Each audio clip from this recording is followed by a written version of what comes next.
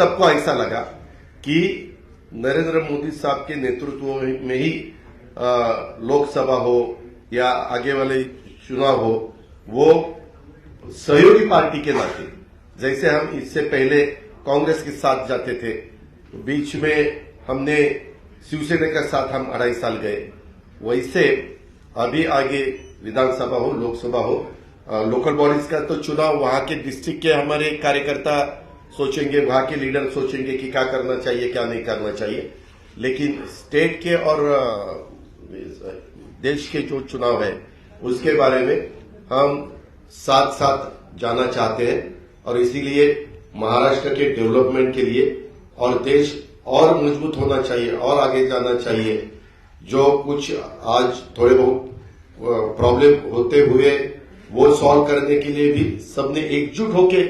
उसका मुकाबला करना चाहिए। इसी माध्यम से हमने सबने मिलके ये डिसीजन लिया है, पार्टी के नाते हमने ये डिसीजन लिया है और ये होते हुए पूरे विधायक हमारे साथ है, मेंबर ऑफ पार्लियामेंट हमारे साथ है, बाकी के पार्टी के वर्कर हमारे साथ है। इसीलिए आज मैंने डिप्टी चीफ मिनिस्टरशिप का ओथ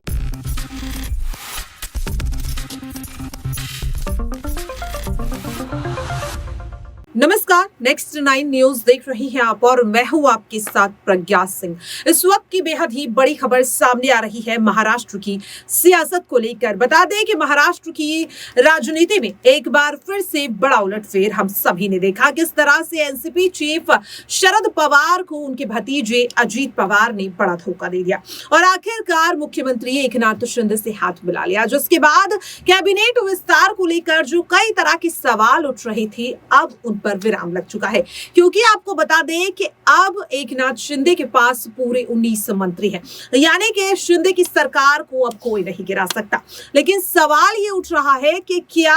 अब ये सरकार मिलकर शिंदे की विदाई तो नहीं तय कर रही, क्योंकि जिस तरह से लगातार कहा जा रहा था, दावे किए जा रहे थे कि अगर साल 2024 के चुनाव के बाद भारतीय जनता पार्टी एक बार फिर से सत्ता में वापसी करती है तो आखिरकार एकनाथ शिंदे को मुख्यमंत्री बनाया जाएगा, क्योंकि जिस तरीके से देवेंद्र फडणवीस की अगुवाई में बीजेपी पहले भी महाराष्ट्र में राज कर चुकी है, ऐसे में साल 2022 में हुई बड़ी बगावत के बाद देवेंद्र फडणवीस को बड़ी कुर्बानी देनी पड़ी थी। और ऐसे में अब सवाल ये उठ रहा है, 2 डिप्टी सीएम पहले से महाराष्ट्र में है और अगर सत्ता में वापसी बीजेपी फिर से करती है तो क्या एकनाथ शिंदे को मुख्यमंत्री बनाया जाएगा। दावा किया जा रहा है कि फडणवीस को मुख्यमंत्री बनाया जाएगा और कहीं ना कहीं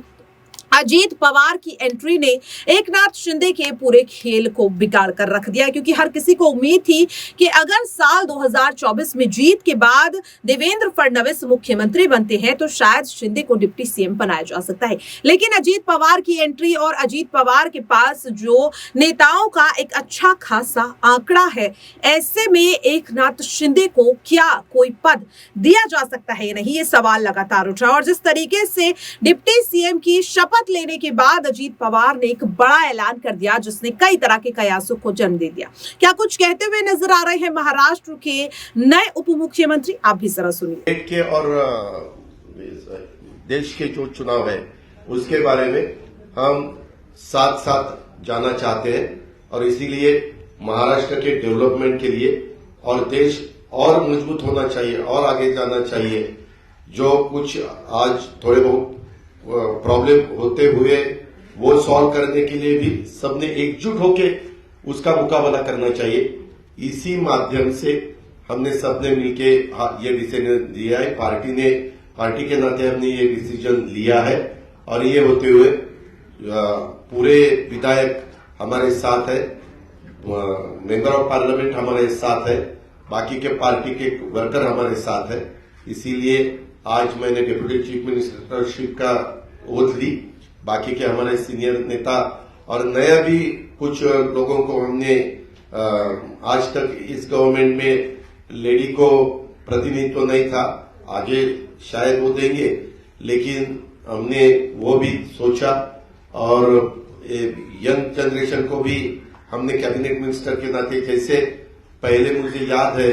भुजबल साहब के नेतृत्व में हमने जब 99 में चुनाव लड़ा था तब हमें हम यंग थे, मैं आर पाटिल, दिलीप वळसे पाटिल, जयंत पाटिल, हम सुनील तक्करे, हम सब यंग लोगों को मौका मिला था। अभी वैसा ही संजय बनसोड़े हो या अपना अदिति तटकरे हो या अनिल भाईदास पाटिल हो, ऐसे अलग अलग नए लोगों को भी हमने उसमें शामिल किया गया है। और उसमें ट्राइबल को भी प्रतिनिधित्व मिलना चाहिए,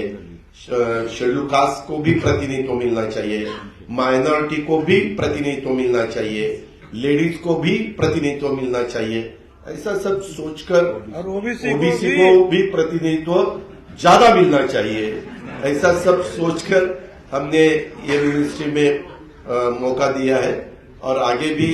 जो हम जब बात सीएम साहब के साथ करेंगे, बाकी डीसीएम साहब साथ के करेंगे, बैठेंगे, तो बाकी के भी लोगों को और मौका देने की हमारी कोशिश। देखा आपने और सुना भी, जिसके बाद लगातार सवाल यही खड़ा हो रहा है कि क्या अब महाराष्ट्र से एकनाथ शिंदे की जल्द विदाई होने वाली है, क्योंकि जिस तरह से अजीत पवार की एंट्री हुई और अजीत पवार ने यह साफ दावा कर दिया कि एनसीपी से एक पूरी लिस्ट वो अपने साथ लेकर के आए हैं, जो अब जल्द ही इस नई सरकार में शामिल होते हुए दिखाई देंगे। और ऐसे में उद्धव ठाकरे का आखिरकार क्या कुछ अगला कदम होगा, ये देखना काफी दिलचस्प होगा। फिलहाल के लिए इस खास रिपोर्ट में इतना ही। बाकी ऐसी ही तमाम अपडेट्स के लिए आप सभी देखते रहिए नेक्स्ट 9 न्यूज।